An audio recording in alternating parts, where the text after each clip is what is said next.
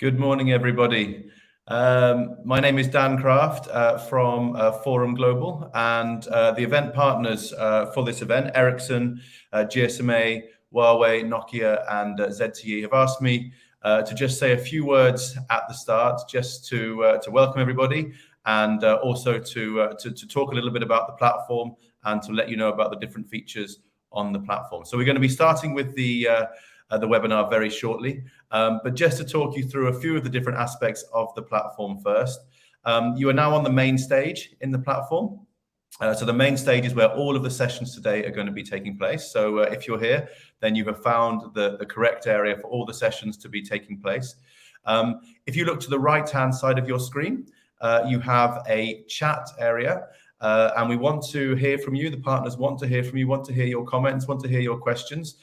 So please do put any questions or comments that you have during the event. Please put those in the chat, and those will be passed over to our speakers and to our moderator. So please do use that chat and make sure that your voice is heard as part of this event as well. You're also able to see who's attending the event and to send individual messages and to network with people using the People tab on the right-hand side of your screen. So if you wanted to do that, send messages on a one-to-one basis to people, or even set up individual video chats, then you can do that using the People's tab on the right-hand side of your screen. So very simple, but please do get involved. Please do add your comments and questions, as I said, and we want this event to be interactive, so please do that. So that said, I would like to now pass over to Jawad Abbasi from GSMA, who is going to be saying a few words to officially start the event. So Jawad, great to see you there, and I will pass the floor over to you. Thank you, Dan. Thank you very much. It's a pleasure to be here. Thank you, everybody, for joining us. It's quite early for some, very convenient for those in the Gulf. أهلا وسهلا ومرحبا بالجميع. طبعا اليوم التركيز على العالم العربي، فبدي أحكي شوية كلمات باللغة العربية ترحيبية. بنشكركم لحضوركم معنا، وطيب زي ما بتعرفوا رابط GSMA بتمثل مصالح قطاع الاتصالات وشركات الخلوي، وإحنا بالخدمة دوما، وإن شاء الله دائما نقدر نتقدم بقطاع الاتصالات الخلوية في العالم العربي. The Arab world, especially the Gulf region, has been a very nice and very reputable global leader on 5G, with the earliest launches in the world and some good growth. Plum Consulting, for example, recently described the region as 5G pioneers. Now, the pioneering role of the Gulf and the Arab region at large was really, Spectrum has been at the heart of this leadership. 5G growth in the Middle East and North Africa has depended on the development of core bands such as the 700 and 800 megahertz as well as the 3.5 gigahertz. This work has been primarily driven forward by harmonization and the excellent work done by the Arab Spectrum Management Group. The Arab world already has 5 million plus 5G users. I am one of them in the United Arab Emirates. Excellent service, and it is growing quite rapidly. Our GSMA intelligence, the research arm of the GSMA, expects the numbers to double next year and the year after. Arab countries are also continuing to show leadership on spectrum issues, both within the Arab Spectrum Management Group and the ITU. For example, the ASMG has made decisions to lead the world in developing 1500 megahertz for 5G, while Arab countries are also at the center of activity on further mobile use of the UHF bands at the ITU as part of the WRC process. The mid-band spectrum that we are discussing today will be used for the next phase of 5G growth in the time frame of 2025 to 2030, and the Arab countries have the chance to continue as pioneers and global leaders on laying the foundations for 5G development. So with that, I conclude my opening remarks, and again, thank you everybody for joining us. وأهلا وسهلا فيكم ومرحبا. Yes, hello. Thank you very much for that, Jawad. My name is Stefan Seele from Colliago Consulting. I have the pleasure of introducing this very important event, very timely event. Whilst, of course, 5G is already a reality and the Gulf states have emerged as some of the world leaders in 5G, the needs for the region, for the Arab region, are very diverse, but they have one thing in common, and that is the need for spectrum, sometimes driven by additional requirements, such as the lack of fixed network connectivity, where 5G FWA will play a major role, particularly in Africa, and also some of the largest and highest density cities in the world, if I think of Egypt.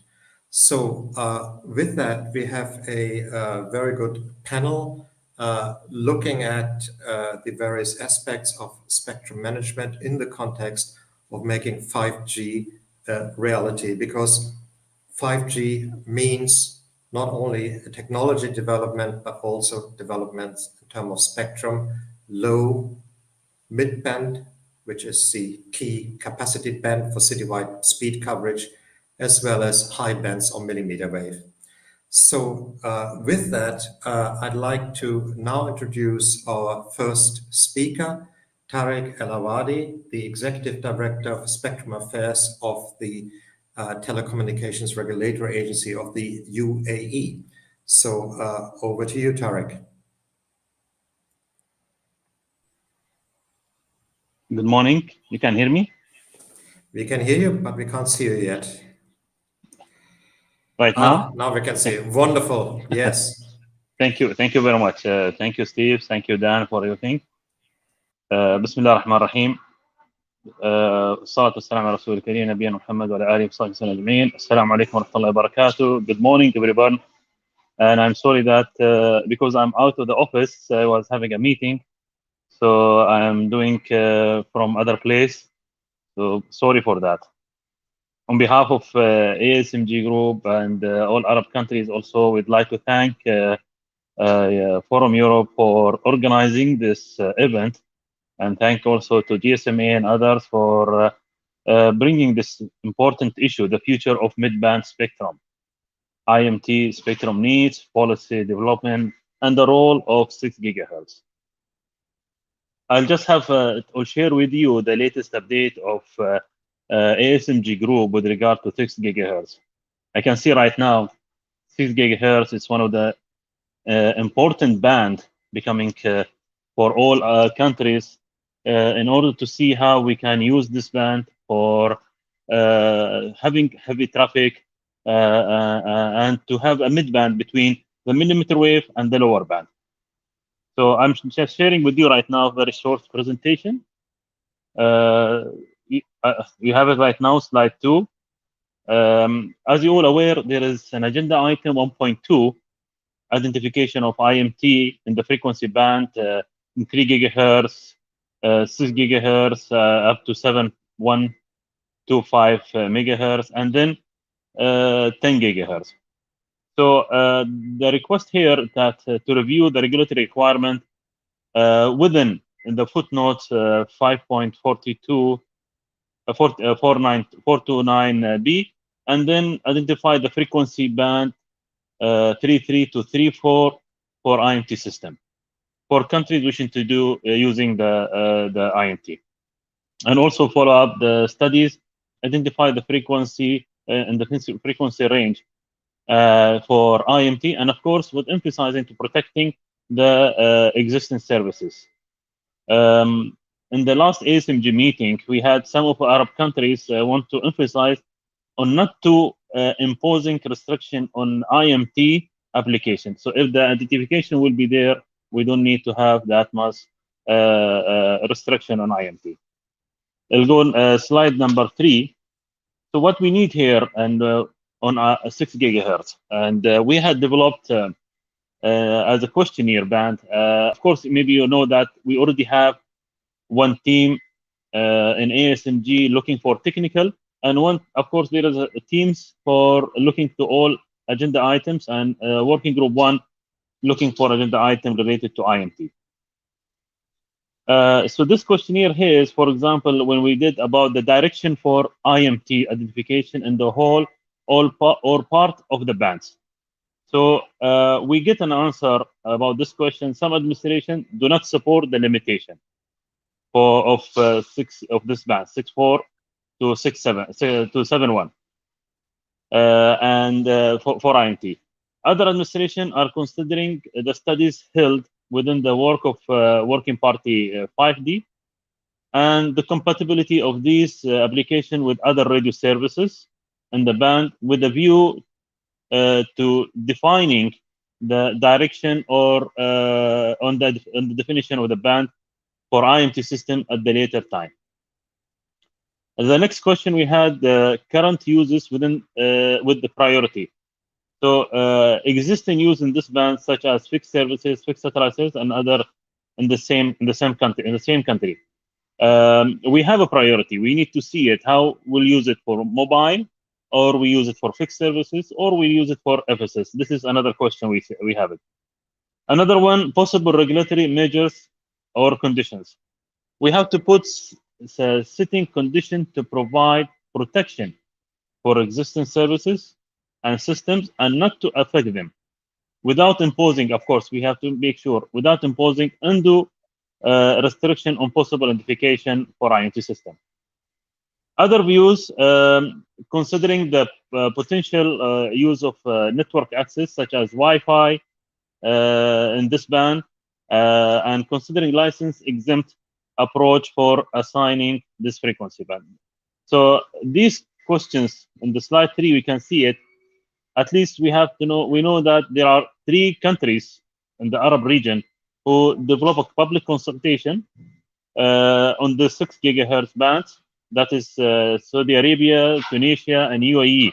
And if I can tell you about the UAE, that the future look for wireless services and spectrum utilization, and we need to know the views also from the public, of course, I mean from the user, for other frequency band, for UHF, for the use of 3.8 to 4.2 gigahertz and 6 gigahertz. And this will help those countries to build their long-term plan on the usage of the mid bands. In slide number 5, here it shows the discussion which was going on in the working group of ASMG. So you can see it here in this map, which is how the frequency band of 6 gigahertz has been allocated or assigned by the countries. You know that there are some countries looking forward to assign part of it or all of it for Wi-Fi. In the Arab countries, there are also different views. You can see that in UAE, we have allocated only 500 megahertz for Wi-Fi, and the remaining, we said that we will see the studies and response from the for the public consultation. In Saudi Arabia, I believe you're all aware that they already assigned the whole band for Wi-Fi for license exempt. Other countries like Morocco also, they have assigned 500 megahertz. But the studies are going on in agenda item 1.2, and we are following up that studies. We are participating. UAE and other countries would like to see how we can move forward in the future. In the slide number 6, we just here made an idea how we can see it in the future. Standard approach or innovative approach. If we can see a standard approach that we have 2 sub-bands, each band separate. I mean, one for mobile, one for Wi-Fi, and we have to put portion of it. It will be see it at the WRC23. Again, another one, allow new entrance services with condition of protecting existing services, and this is, as we said, as standard approach, so that we have 2 sub-bands, one for Wi-Fi, one for other, and one also for the other will be maybe allowing for new entrants. For the innovative approach, both can coexist with the license exempt or unlicensed approach. This is depends on each country and their regulation. And of course, in order to solving the interference such as using some new technologies and avoiding this kind of interference between the services by using maybe dynamic assignment access or dynamic sharing spectrum. This is my just brief about the 6 gigahertz studies that going on in ASMG in Arab countries, and we're still working on it. The working group for working group for agenda item 1.2, it's taking consideration of all responses and correspondence contribution studies, and we look forward to see from the mobile industry any such studies going on and help to reach a conclusion on how to use the 6 gigahertz with very sufficient and effective way in the future. With that, I really appreciate for your listening to me, and thank you very much. Thank you, Tarek, very much. As always, very informative and concise, particularly with regards to the 6 gigahertz band. And we'll now go on to a panel session. And of course, Tarek, after the other panel members gave their short speeches, we'll invite you back onto the panel so we can discuss these issues further. So next up is our first session for this event, which is about the future of IMT mid-band spectrum needs and the policy development. We have an excellent lineup of speakers here. To begin with, we have Luciana Camargos, who is now the acting head of Spectrum for the GSMA. So presenting, if you will, the operator side. Then we have Peter Kozimi, the strategy manager from the Vodafone Group, to bring operator insights to this, particularly on the needs side.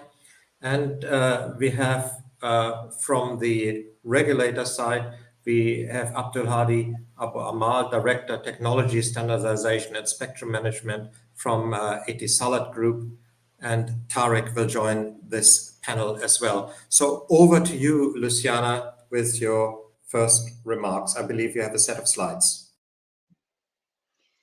Thank you very much, Stefan. Yes, I do, and it's a pleasure being here. So thank you very much for the invitation. I'm in bleaky London today, so I apologize for the light behind me. Very jealous of those who are in the Middle East right now. So we're here today as the GSMA talking about the mid-band solutions for ASMG. It is a very important topic to us. We have released a number of reports. We have been doing a number of studies on this exact topic because we have an agenda item, but also because we see that 5G has changed the dynamic a bit of what we are going to do and how the operators are going to deliver things. And it's very important that we make sure that mid-band spectrum is addressed, is thought about from countries all around the world. So next slide, please. The first thing I would like to raise is the relationship between coverage and cost. We have done a study, and it's on the GSMA website, that 92% of the world's population is covered by mobile broadband. But 3.2 billion people live within mobile coverage, but they don't use it. And one of the main reasons why they don't use it is because they can't afford it. It's very important to make sure that the networks not only exist, the networks not only provide service, but that they are affordable to the population of the countries. And that comes to all sorts of things, but availability of spectrum is one of the main things. Is the spectrum policies is a key issue to make sure that this comes at affordable cost, so the population can afford it and will benefit from mobile broadband, or as we like to call now, and in the future it will be 5G. So next slide, please. We asked Coleago to do a study for us on the IMT 2020 requirements that drive the need for spectrum. Of course, we've seen that wheel from the ITU a number of times, and what was IMT Advanced and what is IMT 2020, what the requirements for IMT 2020 are, how IMT 2020 can deliver things, and for us, IMT 2020 and 5G work very closely. For mid-band spectrum, we consider that the two of those elements that are most relevant of course, we all need low band spectrum, mid band spectrum, and high band spectrum. For mid band spectrum, the area traffic capacity of 10 megabits per second per square meter, but also the user experience data rates that increased 10 times since 4G, since IMT advanced. And what we're talking about 5G is 100 megabits per second downlink and 50 megabits per second uplink. So it's great that the ITU does these specifications, these requirements for what 5G or IMT 2020 is going to do. But if you don't have enough spectrum to actually deliver that, it doesn't really mean anything at the end of the day. We need to make sure that the spectrum goes hand in hand with what was envisaged that IMT 2020 would deliver. So next slide, please. We published this study in July 21, and it talks about a number of study, I think 37 cities, if I'm not mistaken, and it talks about the spectrum needs in those 37 cities as cities that have high population densities. There are 4 cities that are in the region, in the ASMG region, that are on the screen right now. And we see that, you see that the demand sort of goes from low on the left hand of this slide to much higher on the right hand of this slide. And it's dependent on a few things. It's dependent on activity factor. It's dependent on the high bands offload. But we estimate, we understand that the way the spectrum needs work is that it starts from the left hand and it grows over time to the right hand as more people take over 5G in your countries, as more people take over the activity factor grows, it means that the spectrum needs will be going on the high end. But we did an average of how much spectrum would be needed worldwide. And interestingly, for lower income countries, medium income countries, and high income countries, the average came pretty similar, that they need additional 2 gigahertz of spectrum on mid-band spectrum. What's mid-band spectrum? We understand mid-band spectrum between 1 and 7 gigahertz. So how are we going to make sure that this spectrum is available? So that's the most important question for the GSMA, is where is your mid-band spectrum going to come from? It can come from a number of bands. We have so many bands we have been discussing over the years. But at the end of the day, there are many bands available for us to study between 1 and 7 gigahertz. So if you go to the next slide, please. This is the existing IMT spectrum availability within Region 1. And you can see that for MENA, in between 1 and 3 gigahertz, there is 650 megahertz that is available, potentially available to be used if you use all the IMT spectrum identifications, which most countries already have. And then between 3 and 6 gigahertz, we have been positive there. So even though ASMG countries don't really have identifications of 500 megahertz above 3 gigahertz, the identification is only of 200 megahertz at this stage. We are considering that ASMG has taken a decision of 500 megahertz and will be using 500 megahertz of spectrum, so between 3.3 and 3.8. Even with that, that's 1150. For a 2 gigahertz of average spectrum needs for mid-band spectrum, where are your other, 850 megahertz of spectrum going to come from? And there are not many options. So if you go to the next slide, please. The bands that the WRC are talking about are 3334, 3638. We have already considered that is what is available within the region. It has been decided by ASMG. Then we have 48499, which is a band that is a candidate for many regions, but very difficult for other regions of the world. And then we have 6425 to 7125. 10 to 10.5 is not really relevant for region 1, but it's also based on the characteristics of the ITU, quite hotspot type, more like millimeter wave band than of mid-band spectrum. So the only band that we can see as available or as potential for ASMG to fulfill their spectrum needs in mid-band is the 6 gigahertz band. And we believe that it's very important that decisions are made to allow for that, because if you don't allow enough mid-band spectrum, what will happen is that there won't be enough of the IMT 2020 characteristics and requirements set out by the ITU available for those who would like to use them. So with that, I will conclude my presentation, and I'll be looking forward to the panel later on. Thank you, Stefan. Thank you very much for those insights, and particularly pointing out that 5G is really a little bit of a revolution when it comes to the performance requirement that are a factor 10 or even 100 more than 4G, and Spectrum must be made available to deliver this. I just wanted to point out that we'll take questions at the end of the panel. So for the audience, if you put in your questions in the chat functions, and we then try to pass this on to the speakers at the end of the session. But next up, we've got Peter Cosimini from Vodafone. Hi everyone, and thank you, Stefan, and good morning, everyone. And thank you for giving me the opportunity to present today on a topic that's not just interesting or important to operators, but our consumers and society in general. And it was a very interesting and important context from Luciana that I hope to add some further colour around. So just a little bit about Vodafone and what we do, because I think it's important to set the context. Next slide, please. So first thing to highlight is that we deliver connectivity. We operate both fixed broadband and mobile broadband networks in 21 countries, both within Europe and outside Europe. So our core business is connectivity.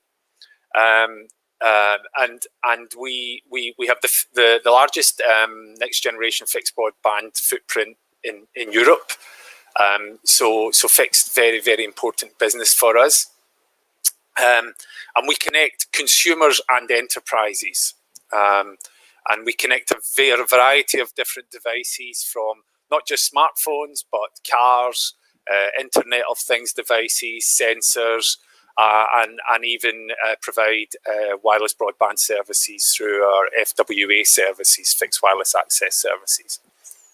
So, and this is important to highlight because in the context of spectrum needs, we need as a converged player, we need to consider very carefully both licensed spectrum needs for mobile services and licensed spectrum needs, and as an operator of connectivity, we think we're in quite a unique position to understand and explain what the customer needs, and that's the most important thing. It's what the customer and society needs.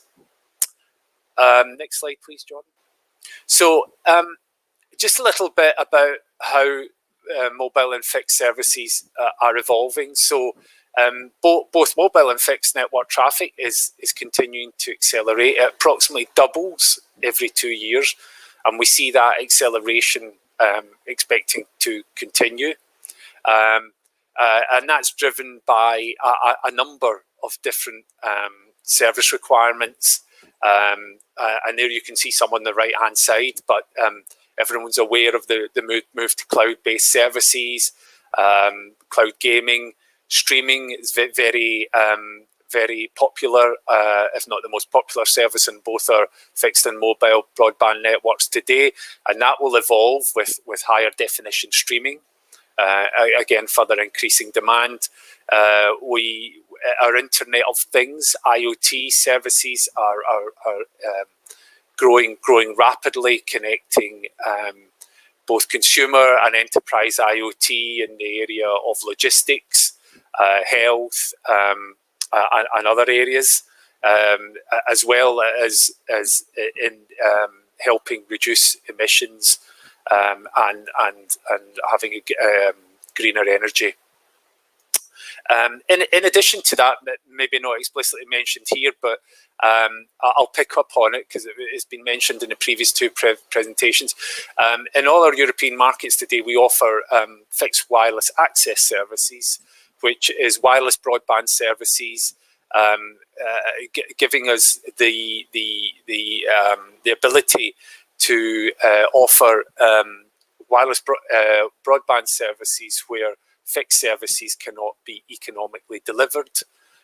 We also see a strong uptake because of the flexibility of that service in providing a flexible plug-and-play nomadic solution for second holiday homes, small offices, etc. In the context of, again, going back to traffic, it's interesting to see how, compare pre and post pandemic, how our traffic in our networks has evolved. And we see a stronger peak demand, typically over evening periods, particularly in the mobile network area, where we see increased over 75%. And it's interesting to note here that the profile of the demand between mobile and fixed is very similar, which means that when people are actually at home and in the vicinity of a Wi-Fi network, they still choose to use mobile data. And in fact, in some regions, we actually see Wi-Fi offload decreasing. So it's all about choice. It's all about being connecting customers in the best possible way wherever they are. Next slide, please, Jordan. So the key messages that I want you to take away today from an operator and an end customer perspective is that the digital economy, the future digital economy and digital society needs both good mobile broadband networks and good local license exempt Wi-Fi networks. And what we need in terms of 6 gigahertz is a fair and balanced approach, allowing the spectrum to be safeguarded for both those two network types. So today we looking at where we deploy 5G today and extrapolating our traffic forecasts, we think that we will begin to experience some capacity limitations in 5G networks within the next six years. And that's driven by the demands that I just mentioned there. So it's very important that we allocate the upper 6 gigahertz for IMT. We know it works. We know it works in macro cells for wide area coverage because we have massive MIMO technology, which is well established for 5G. And it's important to highlight, without that upper 6 gigahertz, we have no other spectrum opportunities in the foreseeable future. Millimeter wave is not the solution. That's for targeted deployments. And so without that upper 6 gigahertz, 5G networks will begin to deteriorate in terms of performance and capacity, with negative consequences on our digital society and economy.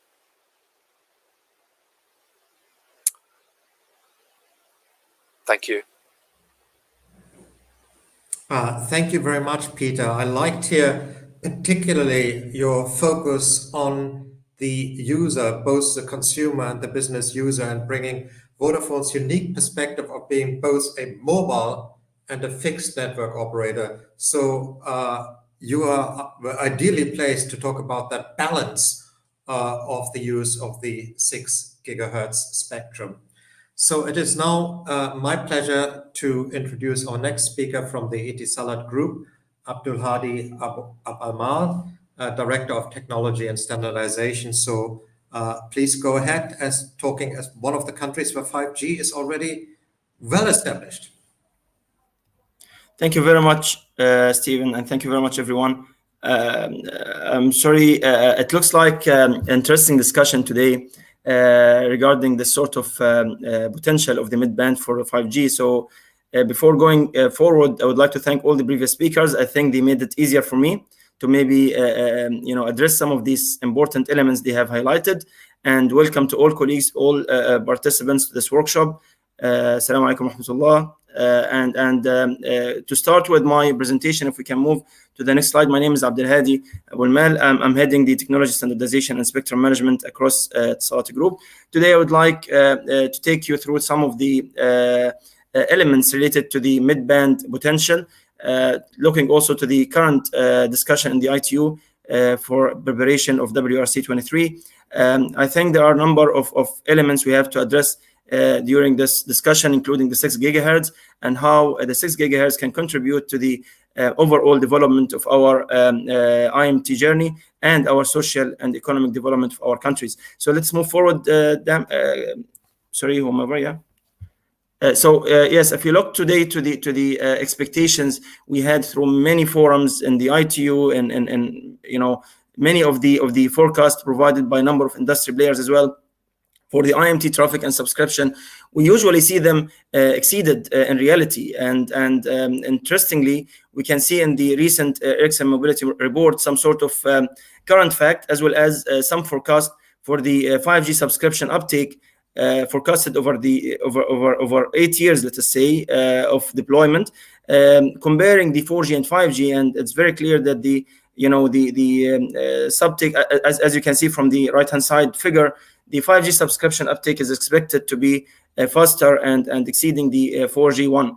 Indeed, when we talk about IMT, I think it's factual that IMT is definitely contributing significantly to our, overall countries, let us say, GDP growth, as well as our social and economic development. However, while we look to the mid-band in particular, we'll find some of the recent studies, like, for example, Corigo, for example, they have came up with a number of scenarios, and finally, the requirement estimates was from 1 gig to almost to 3.7 gigahertz in the mid-band to address different type of requirement across different cities in our countries. Keep in mind that the previous, let us say, experience we had from the previous studies, this normally is being exceeded. Let me move to the next slide. Here, I'm trying just to give some sort of, highlight. And this is factual highlight indeed.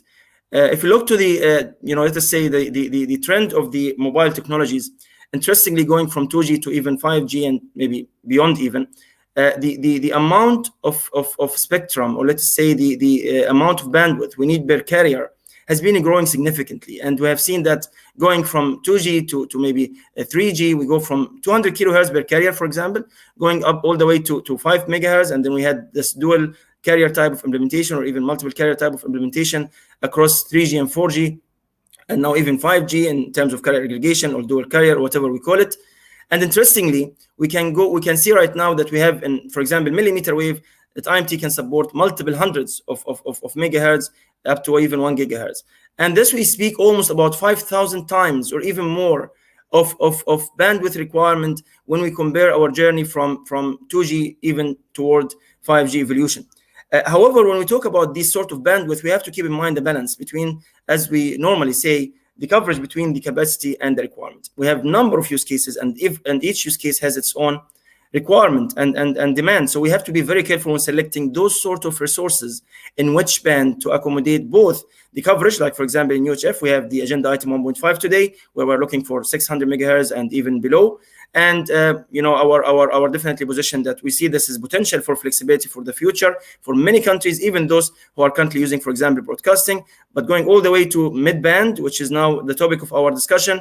And we have number of bands under consideration from 3 to 6 gigahertz within our agenda items for WRC, and definitely high band will be always also playing a role, but however, in a limited localized areas rather than in wider areas use cases. Going next. Next slide. Yes, thank you very much. So, when we talk about the use cases, there are a number of use cases. Just to build on what, Vodafone said, I mean, he's exactly correct. I mean, when we talk about the balance, some sort of requirement among different use cases and different, let us say, customers and society demand, we need to keep in mind here that it's a lot as one of also of the operator that have the implementation and the experience across fixed, mobile, satellite, across different type of areas as well. We have operation across most of the technologies that have been adopted worldwide. Even if we look to the current experience, we found clearly that the selection of the spectrum should be very little bit customized in the future. And if you look to this sort of use cases, going from a use case with the ubiquitous coverage type of requirement to another use case with localized requirement, For example, within the scope of smart cities, for example, where we have multiple sectors and industries need to be addressed, it's interestingly to see that mid-band will play a very, very important role here in terms of balancing both, again, the coverage and capacity that we just referred to. We have some of the use cases, like, for example, transportation, where we think there are a number of use cases that will have high demand. But again, the continuous coverage is very essential in order to be able to address a number of transportation type of requirement. The message here to say, if you are looking to this sort of various type of sectors enhancement and development in your countries, you need to balance and you need to keep the mid-band in your eye and keep attention to it. Let me move next. Thank you very much. Yes, a number of messages here we're trying to deliver from Etisalat in this specific discussion. Again, I would like to build on some of the highlights mentioned by my other colleagues, by the other speakers. I think let me start with the comment from Luciana when she referred to 95 or 92, I think, % of people today worldwide is using mobile broadband and is like building their broadband service based on mobile IMT networks. Interestingly, if we keep this in mind and we look to the mid-band range from 1 to 7 gigahertz, we'll find that this sort of potential band, for example, let's say talk about 6 gigahertz, is a little bit important to be considered also for IMT for our current or even future development. Also looking to what Peter said, indeed, with regards to the operator experience in terms of licensed versus unlicensed, also Etisalat is building both type of networks and technologies on the ground. We really, when we talk about this sort of balance between those two requirements, based on the real needs of the market and societies and people, we come up with this sort of elements here, or conclusions, or even recommendations. Indeed, we have to balance between the licensed and unlicensed. Keep in mind that when we talk about 500 megahertz currently for Wi-Fi, we see that sufficient at this point of time.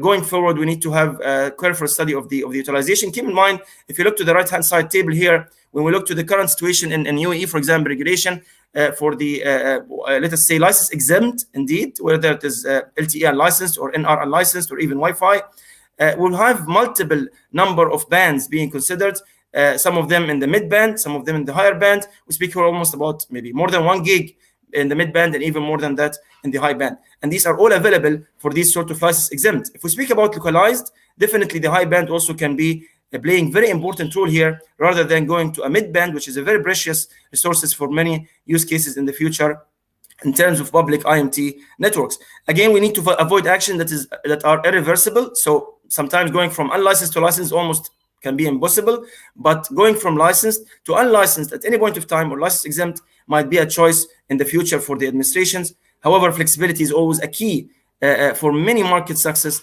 and that's why the 700 megahertz identification and allocation will be of interest, at least for keeping this flexibility for administration in the future. Technical contributions, let us say, for the and technical conditions, indeed, for the IMT implementation can be always addressed. Coexistence is always a choice, and building on what mentioned by Mr. Tarek regarding the standard and innovative, let me call it, approaches in addressing this sort of coexistence and sharing of different type of systems and services would be a really key message for our, let us say, balance of this sort of requirement.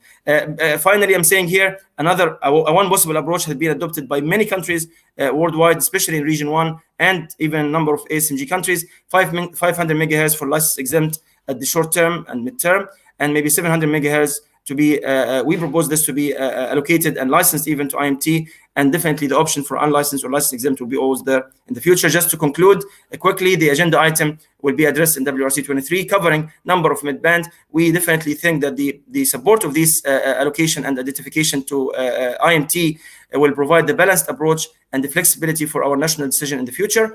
6 gigahertz licensing, I think, will be a very good potential for many of the use cases, and the coexistence and addressing the elements and concerns from multiple other services existing will definitely be easier with the 5G and beyond capabilities today for addressing number of sharing concerns with the beamforming capability that limiting even the interference to the maximum possible, and also with the more intelligent type of systems that reduce interference to the other existing systems. Coexistence definitely is an option, and mid-band will definitely be potential for IMT in the future. With this, I would like to conclude, and sorry if I take longer time. Thank you very much.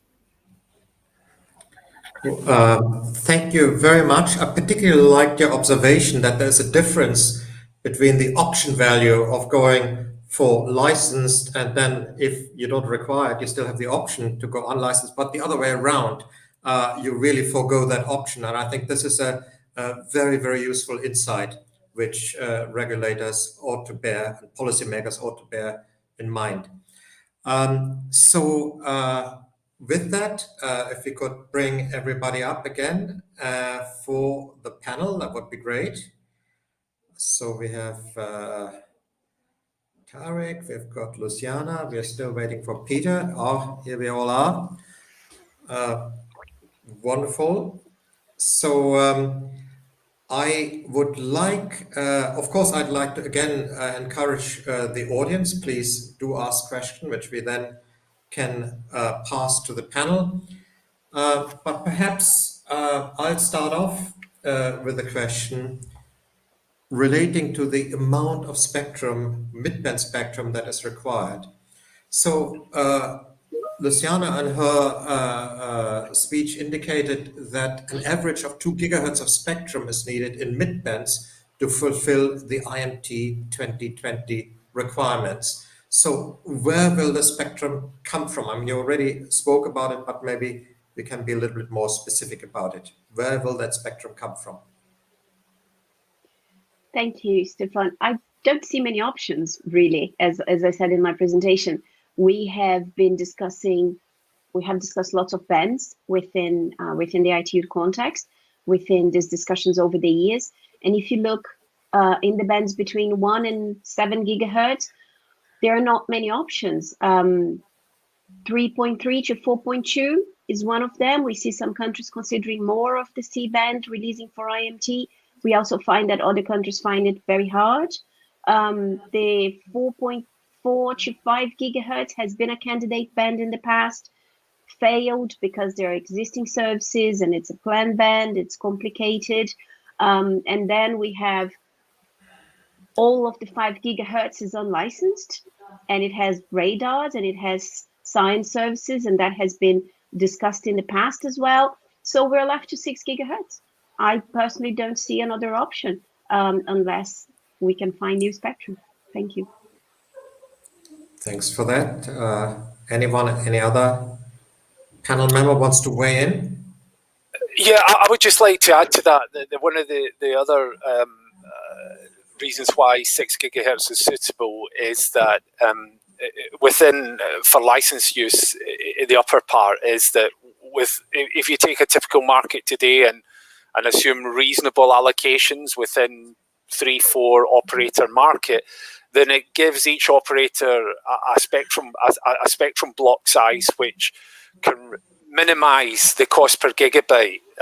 So you know, we in installing radio equipment, we reduce the cost per gigabyte of delivering the data, and that's obviously a benefit which can be translated into the benefit of the customers, and allows us to meet that acceleration of mobile traffic demand while keeping the cost structures at an appropriate level.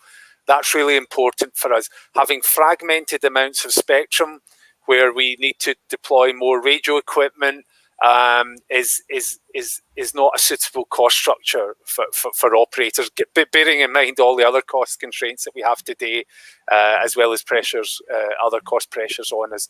So that you know, the spectrum needs to be of a suitable size that the operators can cost effectively deliver a service and meet that traffic demand that I mentioned.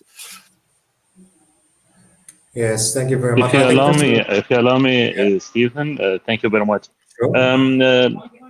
We are hearing this kind of thing that require 2 gigahertz or less or more for using the mobile. So maybe one of the questions that I can ask, you think you require this 2 gigahertz for what exactly? To reach what?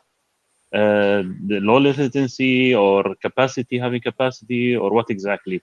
This is also a question that we have to address. It 2 gigahertz required for what exactly? Because maybe we can use another technologies, or studies can be focusing on, for example, carrier aggregation.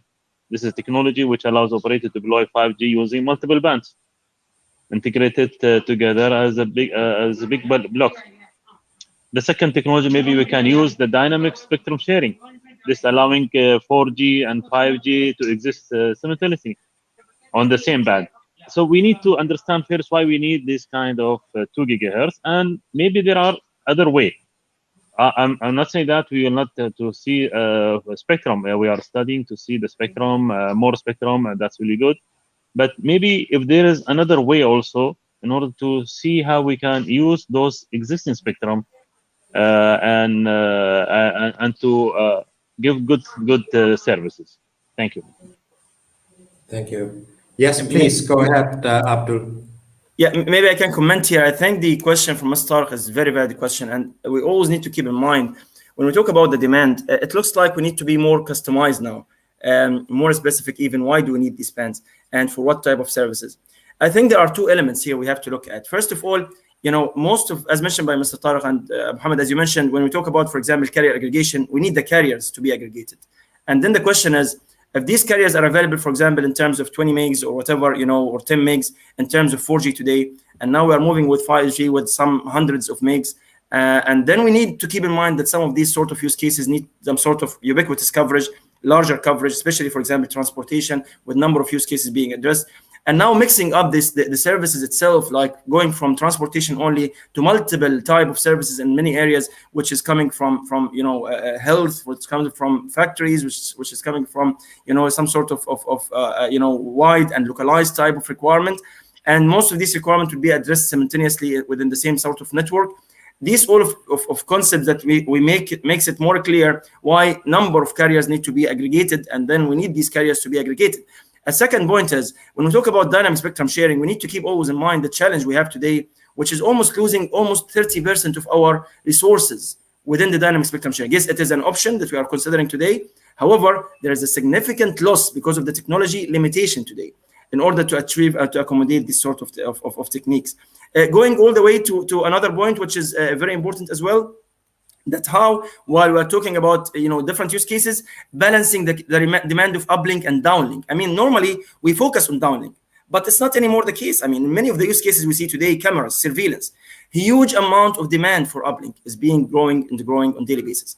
And if this is the case, we need to start thinking how we can dedicate some resources for the uplink. We used to have, for example, 80 or 70% of resources for downlink and the remaining for uplink. Keep in mind that the uplink is already limited by MIMO configuration, by power configuration, by many configurations.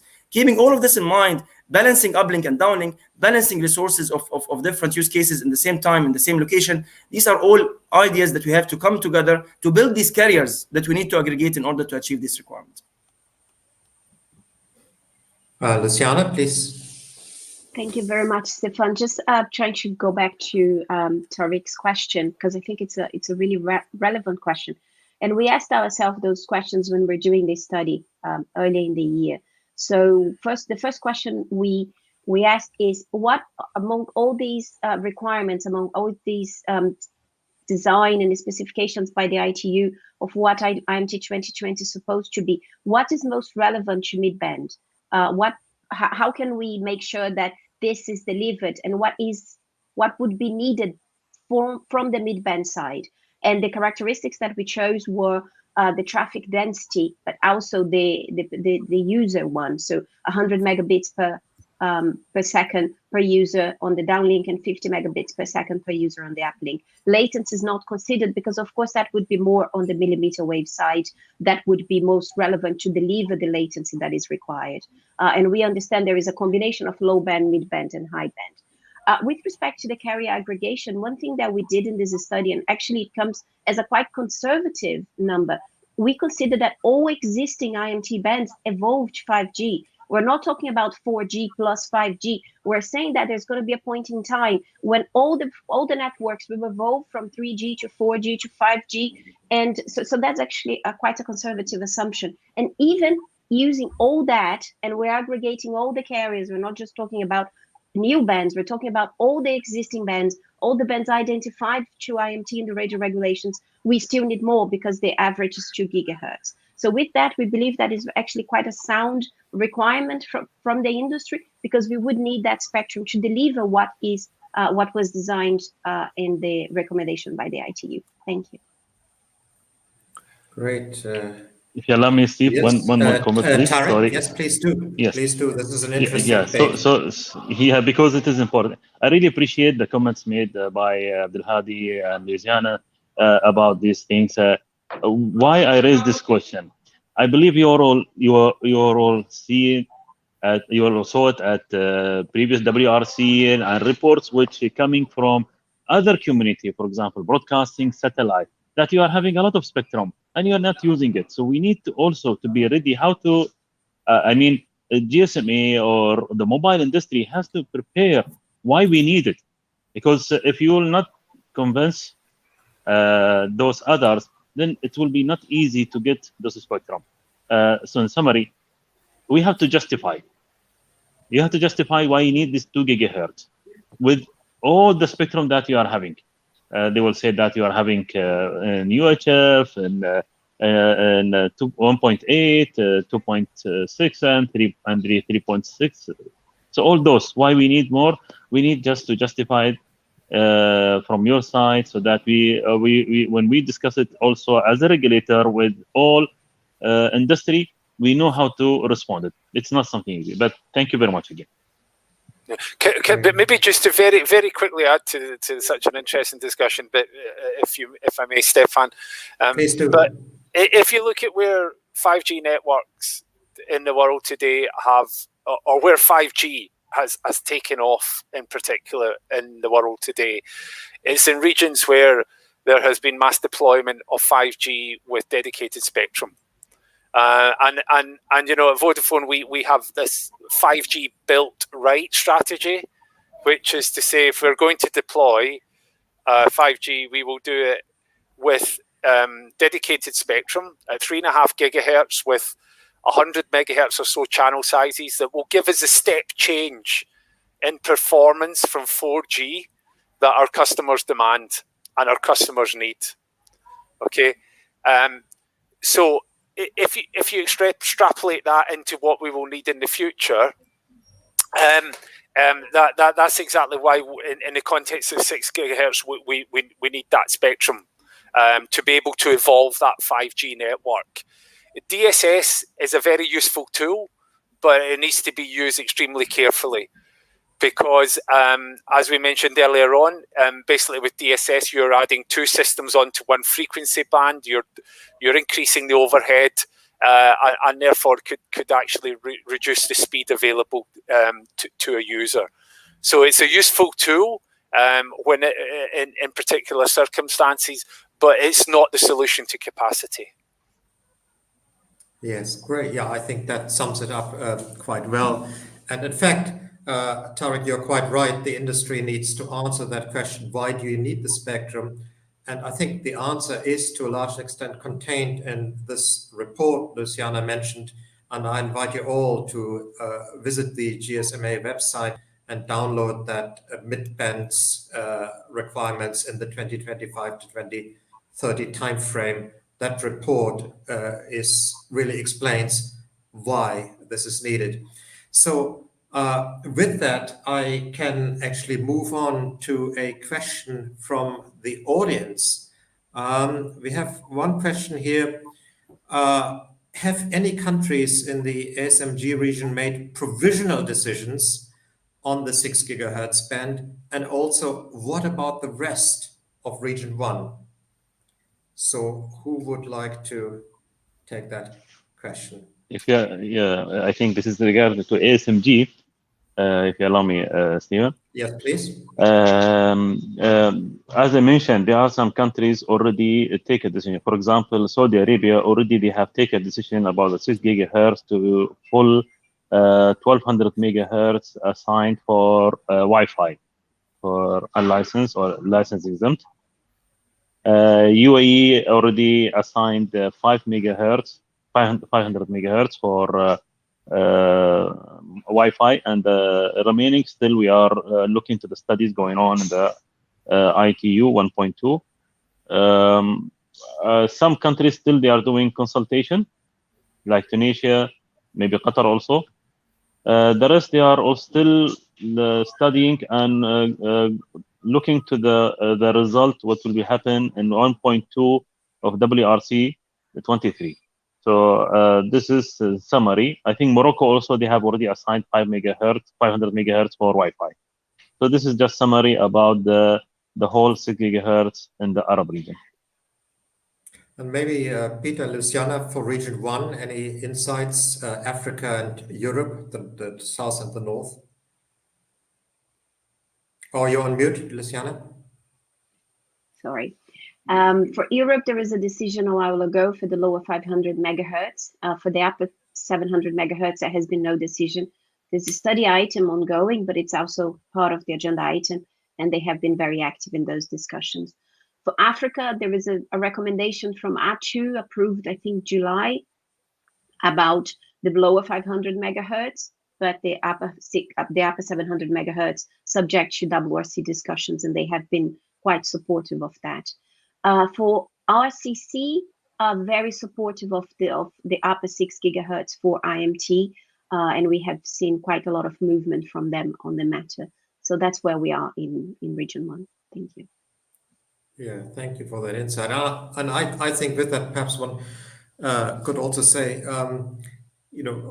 rush this decision and then regret at leisure is the sort of thing you might get yourself into. I think perhaps waiting for WRC 23 and making the right decisions is what it seems most countries in the region, region 1, are looking to. So I completely agree with that, Stefan. In fact, you took the words straight out of my mouth. I urge, regulators in the region not to rush to a decision before WRC 23.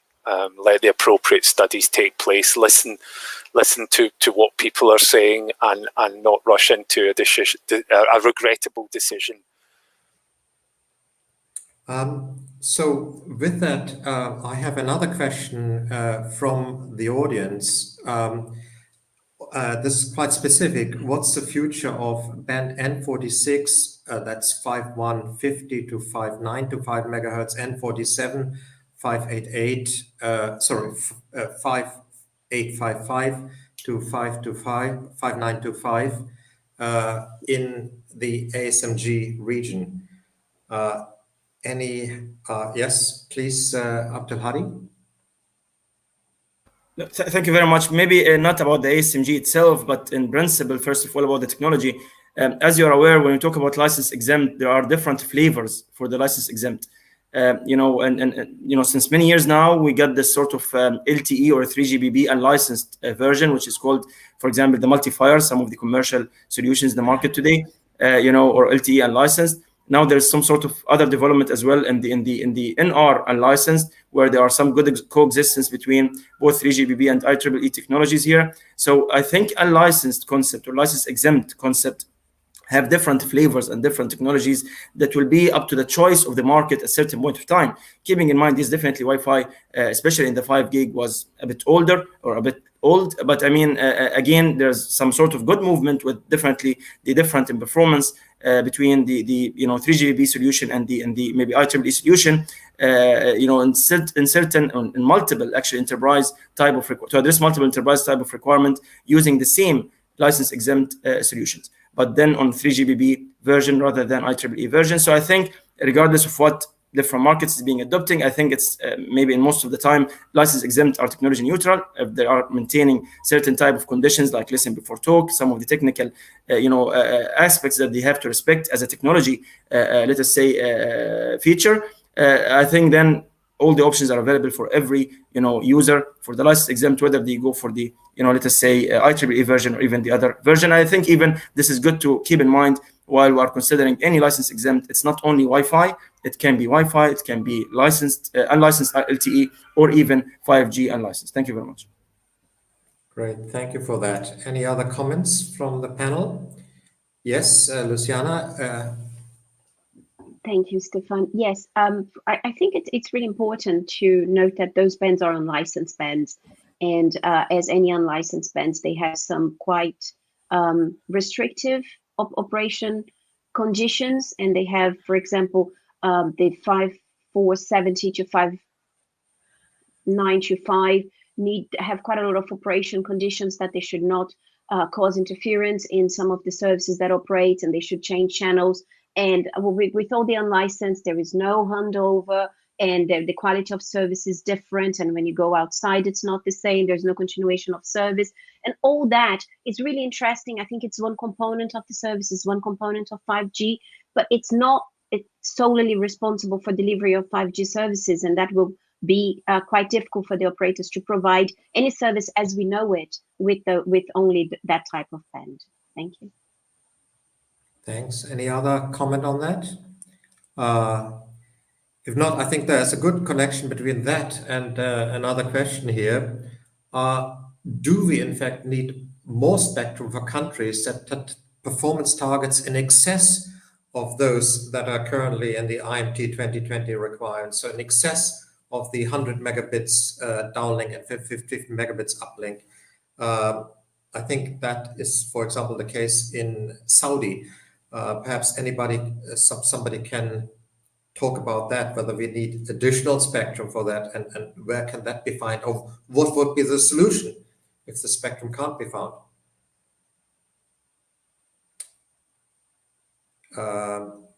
Okay, ladies first. Luciana, perhaps. Thank you. I think there's lots of elements. As I said in my presentation, where is this spectrum, mid-band spectrum, going to come from? And every country and every region should be asking themselves that question and providing answers. If Saudi has decided to give the entire 1200 megahertz to IMT, of course, we understand, we respect their decision. It creates, to unlicense, it creates pressure on the IMT spectrum side. And maybe their solution goes on the C-band part of the spectrum and release up to 4.2 gigahertz, which they have already announced and talked about. So there's a number of options on the table for spectrum, but that's not really a solution that is easy for lots of countries. So we really need to review that. Similar, for example, with the United States, you really need to review on a case by case, but also that affects harmonization, which is a huge issue. That's why we think we need to wait until WRC 23 and look at our options and look what's on the table to make those decisions in a calmly manner. Thank you. Thank you. And I think, sorry, Peter, maybe go first, and then we go back to Abdelhadi. Sure. Okay, thank you. Yeah, they'll completely agree with that. Avoid fragmentation and drive for harmonization. Those types of speeds delivered at capacity need a good cost structure for operators to deliver it, and that's delivered by harmonization and avoiding fragmentation, as I described earlier. Abdelhadi? Yeah, thank you very much, and fully agree with my colleagues actually on the previous comments. Indeed, my comment is a bit different here. Yes, there might be some decisions taken, but probably it's good some time to rethink how we implement these decisions. So maybe it's not to cancel the decision, but again, as I said, how to implement it. If we start with any technology, we start in a step-by-step basis, and as we going forward, we are evaluating the needs and we grow as we go. But we do not put all the resources in one box, and then if the box did not work or for something wrong happening for that box, we lose everything. We have to be very careful on how we implement this. We're just starting with whatever version is from for example Wi-Fi or any other unlicensed or licensed exempt. Let us have the try. Let us start with implementing something maybe localized, that for example maybe X, and then while we go, we think about the best condition for my market. In this case, whether I'm using, for example, certain technology in certain condition, like for example indoor versus outdoor, maybe for example in localized. Oh, you've got on mute. Sorry. I'm sorry. Maybe I was clarifying. My apologies for that. Maybe I was clarifying that there are different type of options when we're doing the licensing aspects. Whether from indoor to outdoor, localized versus public, area bases, and so on and so forth, and whatever condition we need to accommodate. But actually, as I said, let us grow as we go. Let us start with implementing now decisions and maybe a rational way, looking to the future as well as the current, and then seeing the current demand, put something for the current, and then evaluate while we grow, and then put the resources on the right box at certain point of time. This is my suggestion. And actually, yes, if there will be a lack of spectrum at certain point of time with the growing use cases, because we have to keep in mind it's not anymore. We speak about, for example, a human communication on mobile phone, which is video and voice, is not anymore the case. We have to think now it's not yet there. However, the movement across worldwide now, the whole world is moving with not even machine concept, but even sensor concept. So it's connecting everything, every sensor, every machine, and every human. With the 6G is even coming in the near future, we think that things are going with more complicated aspects. We think quantum computing will play a very important role in the coming 5G evolutions and 6G. And quantum computing concept means I'm having much more capability to store, to compute at certain point of time without reliable and really enough resources for this sort of connectivity to transfer these sort of resources on a proper time for certain action, whatever is the field, whether it's health, for remote surgery, or whether it's transport for managing some sort of mapping and many data while on mobility or move.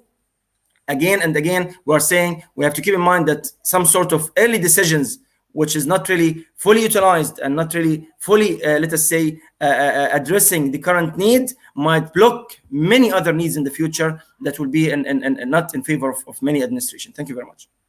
I think this underlines again the don't take hasty decision conclusion we had. Tarek, maybe any comments from a regulator side where if there is a high performance target, what the solution might be? Well, I was trying to listen here. In order to need to reach to this higher requirement, 100 megabits or for uplink, downlink, and other. Yeah, we are looking, this is maybe from our side, in which use cases that we need to achieve this higher requirement performance. For all use cases, so I believe there will be for certain use cases that we need to achieve this higher requirement. For those certain cases, which frequency band we need to see it? Do we need to see it in the mid-band, or can we use it in the millimeter wave? Why we not use millimeter wave for such uses? So maybe from our side as a regulator, we need to see it maybe case by use case, which vertical that require this higher performance requirement, and then which frequency band that can be suit or can fulfill this requirement for that use cases. So that is our concern, our study that we have to focus on it, and this is what we are trying to do with in UAE. In UAE, that we would like to develop a use cases working group, and then they have to study the requirement to see where they want to reach, which requirement, which performance, and then which frequency band it can be suit for them. That is our comments from our as a regulator. Maybe quick comment, Stephen, if you allow me. Just very quick comment on one very important point raised by Mr. Tarek. I think with regards to the use cases, I think fully agree. It's not every size fitting all. And just to address even the issue of the millimeter wave, which is high band with definitely limited type of coverage capabilities, and then always it's more into hotspot localized type of environment rather than sometimes the continuity type of environment. And when we talk about the use cases, we think about two aspects here. Some of them is very localized, and then definitely millimeter wave will play a very important role, and then non-localized, which is public or continuous or ubiquitous coverage is required. And then we need to look at then on some other bands. Definitely millimeter wave will play this sort of middle ground, let us say a balanced, role here between a capacity requirement in terms of high bandwidth and the coverage requirement that's not really in 20 plus gigahertz propagation characteristics. It's some sort of 5 to 7, 3 to 7, let us call type of characteristics, but at the same time with enough bandwidth rather than very good coverage resources like in UHF, but again very limited bandwidth is there. So I think every one of them will play its own role.